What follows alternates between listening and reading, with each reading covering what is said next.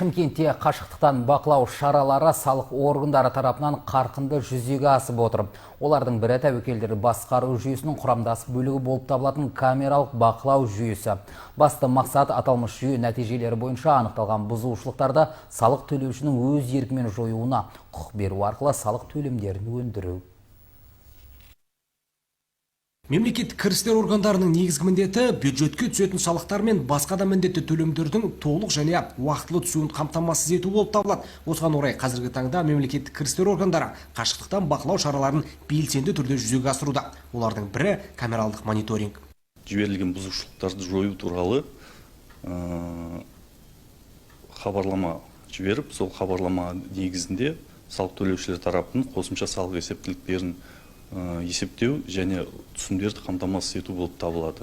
Осыған орай Шымкент қаласы бойынша мемлекеттік кірістер департаменті камералық бақылау мониторинг тарапынан 2022 жылы нақты қаражат есебінде 15 миллиард 580 миллион қосымша түсім қамтамасыз етілсе, ағымдағы жылдың жыл басынан бері бүгінгі күнге дейін 12 миллиард 980 миллион нақты қаражат есебінен қосымша бюджетке түсімдер қамтамасыз етілді.